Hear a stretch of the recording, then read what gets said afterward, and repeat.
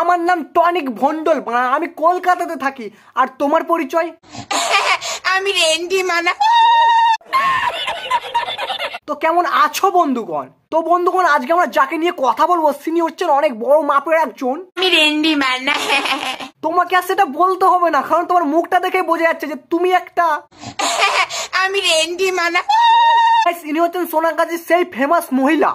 এটা পুরুষও বলতে পারো এবং মহিলা বলতে পারো, কারণ এর কাছে ছেলে মেয়ে দুজনেই যায় মজা নিতে। কারণ এর কাছে দুটো লিঙ্গ আছে, পুরুষ লিঙ্গ আছে, মহিলা লিঙ্গ আছে। কারণ এ একজন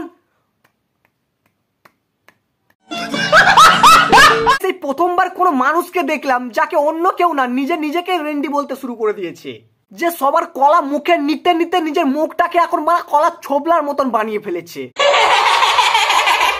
বোকাচোদা। তুমি মনে করো এর সাথে তোমার ভুল করে বিয়ে হয়ে গেছে, এবার পরের দিন এসে তোমার আত্মীয়রা একে জিজ্ঞাসা করছে তোমার পরিচয় কি, এ তখন এই পরিচয় কি জানাচ্ছে? এইটা জানাচ্ছে তুমি কি ছেলে মেয়ে না কি? আমি রেন্ডি মানা। গাইস তো দেখো, আমি এক হাঁড়ি বিরিয়ানি খাবো, খুব বিরিয়ানি খাবো, করে খাবো বিরিয়ানি। উলি বাবা, তুমি বিরিয়ানি খাবা, তাও আবার হা করে? ও মাই গড, আমি তো জানতামই না যে বিরিয়ানি হা করেও খায়। বোকাচোদা। মাঝে মাঝে আমি বড় চিন্তাই পড়ে যাই যে এর মতন পৃথিবীতে আরো কটা পাগল চোদা রাস্তা দিয়ে ফুরফুর করে ঘুরে বেড়াচ্ছে। তুমি যদি এরকম কোনো পাগল চোদা রাস্তায় দেখে থাকো আমাকে কমেন্ট বক্সে জানিও। তো চলো পাগল চোদার মধ্যে আটকে না থেকে আমরা ভিডিওর আগে কিছু ক্লিপ দেখা যাক। গাইস, মনে করো আজকে তোমার কলেজের প্রথম দিন, আর তোমার ম্যাডাম তোমাকে দাঁড় করিয়ে জিজ্ঞাসা করছে আজকে তুমি একটা কবিতা বলে, আর তখন তুমি এরকম একটা কবিতা শোনাচ্ছ। অভির বিচি ফুলকো লুচি, অভির ধন টেলিফোন, মানবীকে বাচ্চা ট্যাগ করে। আর এই কবিতাটা শোনার পর তোমাদের ক্লাসে থাকা ছাত্ররা নিজেদের প্যান্টের তলার কালো নুনুটাকে যে তোমার মুখের মধ্যে ঢুকিয়ে দেবে না, এটা নিয়ে কোনো সন্দেহই নেই। সো গাইস, এতদিন আমরা রবীন্দ্রনাথ ঠাকুর, কাজী নজরুল ইসলাম, তারপর আরো আছে রোদ্দুর রয়ের একটা কবিতা, এরকম কত কবিতা আমরা শুনে এসেছি। কিন্তু এখন মডার্ন যুগ, এখন আমরা এমন এমন কবিতা শুনতে পাবো যে কবিতা শোনার পর পানু দেখার দরকার পড়বে না, তোমার এমনি পড়ে যাবে কবিতা শুনে। আরে আরে ভাই, ঠেলাঠেলি করিস, আমি আরে পড়ে যাবে, আমি বললাম তো তোদের শোনাচ্ছি কবিতাটা, একটু বস বস। হ্যাঁ, কবিতাটা শুরু করো। একে দুই চলে এসে শুই, দুয়ে দুয়ে চার হলো খেলোয়াড়, তিনে তিনে ছয় লাগছে কেন ভয়, চারে চারে আট, আরে নড়ছে কেন খাট, ছয় ছয় 12। এবার তুমি যেতে করো। একে একে দুই চলো গিয়ে শুই, দুয়ে দুয়ে চার খোলো সালোয়ার, তিনে তিনে ছয় লাগছে কেন ভয়, চারে চারে আট নড়ছে কেন খাট। আরে বৌদি, শোয়ার জায়গাটা গিয়ে যদি কবাডি খেলো, খাট তো নড়বেই বৌদি। পাঁচে পাঁচে 10 পড়ছে দেখো রস। তোমার রস তো কম না গো, রস পড়ছে তুমি দেখো বৌদি, পারলে সেট করে চেটেও দিও। ছয় ছয় 12। এবার তুমি যেতে করো। যেতে বললেই কি আর যাওয়া যায় বৌদি, তোমার ছড়াটা শুনে তো আমি তোমার ভীষণ বড় একটা ফ্যান হয়ে গেলাম। প্লিজ বৌদি, অটোগ্রাফ। গাইস, জীবন একটা সমস্যা, এটা আমরা সবাই জানি। এই যেমন ধরো খাওয়ার সমস্যা, থাকার সমস্যা, টাকার ভীষণ সমস্যা। বাট আজকে আমি তোমাদের এমন একটা বৌদিকে দেখাবো যার জীবনে হাগার প্রচুর সমস্যা। এই শীতে আমার কোনো সমস্যা নাই, একটাই সমস্যা, হাগার সমস্যা। কারণ ট্যাঙ্কির জল এত ঠান্ডা, সেই ঠান্ডা জলের ভয়ে আমি তো পায়খানাই যাই না। গাইস, জীবনে আমি অনেক কিছু দেখেছি, এমনকি গুয়ে পা দিয়ে রাস্তা এড়িয়ে চলে গেছি, কিন্তু জীবনে প্রথমবার দেখলাম, এই প্রথমবার কোনো মহিলাকে যে পোদের ঠান্ডা জলের ভয়ে হাঁকতে যায় না। কি বলবো, যাই হোক ভাই, তোমাকে আমি বলে রাখি, তোমার বউ যখন হাঁক দিয়ে যাবে, বউকে ভাই বলে রেখো ভাই ঠান্ডা জলের দরকার নেই, তুমি গরম জল দিয়ে ছুঁচে এসো, কিন্তু ভাই তুমি ছুঁচে এসো। গাইস, যাদের বিয়ে হয়ে গেছে তাদের আমি একটা কথা বলতে চাই, তোমার বউ যদি হাঁকতে যায় তার জন্য গরম জল করে রেখে দিও। তুমি তো আশেপাশে দেখছো ঠান্ডা জলের ভয়ে হাঁকতেই যাচ্ছে না। তোমার সঙ্গে এমনটা হতে পারে তোমার বউ হাঁকতে গেছে কিন্তু ছোঁচেনি ঠান্ডা জলের ভয়ে, সেই জন্যই বলছি বাড়ি একটা হিটার মিটার রেখে দিও যাতে গরম জলে ছোঁচা যায়। গাইস, আমাদের হাগুনির বৌদির প্রচুর ফ্যান, আর আমাদের এই হাগুনি বৌদির ফ্যানরা তার বৌদিকে আমাদের বৌদিকে এতটাই ভালোবাসে যে বৌদি না চাইতেও বৌদির জন্য কলা পাঠিয়েছে। এত করে বলছি যে কমেন্ট বক্সে কলা দিও না তাও কলা দিয়ে যাচ্ছ।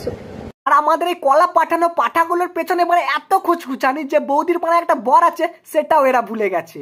আরে ভাই পোতে যখন অতই খুচখুচানি বিয়ে করে ফেল না, তখন আর কলা পাঠাতে হবে না, ঘরের মধ্যেই কলা থেকে যাবে, তাই না? গাইস আমি তো রেডি হয়ে গেছি মেলায় যাওয়ার জন্য।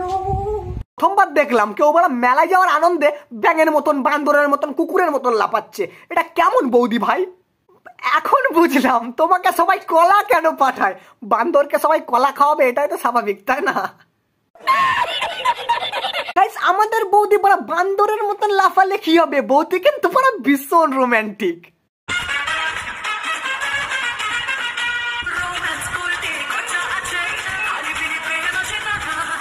গাইস তোমরা হয়তো ভাবছো এই কয়লা খাদানের মালিকটাকে যে মানে বৌদির সাথে রোম্যান্স করছে, এটাই তো সে বৌদির বর। আমি বিশ্বাস করি না ভাই। বৌদিকে যারা কলা পাঠিয়েছিলি আমি তাদের উদ্দেশ্যে বলছি, বৌদিকে যে আমার পয়সা খরচা করে কলা পাঠিয়েছিলি সেই কলাগুলো ফেরত নিয়ে নে, কারণ বৌদি অলরেডি অন্য কারো কলা খাচ্ছে ভাই। গাইস তোমাদের আর রাতের অন্ধকারে হাত চালাতে হবে না, কারণ তোমাদের দুঃখ ঘোচানোর জন্য চলে এসছে হাগুনি বৌদি। যেসব ছেলেদের বউ নেই বা গার্লফ্রেন্ড নেই তাদের জন্য আমি আছি। গাড়ি স্টার্ট কর। মরণ দেখে গো তোমার দু চোখে, পাগল নাও না করে। তোমাকে আর নতুন করে পাগল করার কি দরকার? তুমি তো আমার অলরেডি পাগল চোদা। গাইস এখন বাজে রাত 12টা, আর এখন আমি আমার বরকে ডাকবো। কেন ডাকবো, কিসের জন্য ডাকবো তোমরা দেখতে থাকো, ঠিক আছে? Surprise surprise guys. Happy birthday, happy birthday. So guys আজকে আমাদের কালো পাঁটার জন্মদিন, আর এই জন্মদিনের আনন্দে আমরা সবাই কালো পাঁটাকে এবার উইশ করব। Ready guys? 1 2 3 হ্যাপি বার্থডে কালো পাঁটা। ভাতার আমার কাতার গেছে চাকরি করিতে, একা বিছানায় ঘুমাসি না ছটফটাই রাইতে। বৌদি ভাতার যদি তোমার কাতারে যায় তাহলে এটা কে?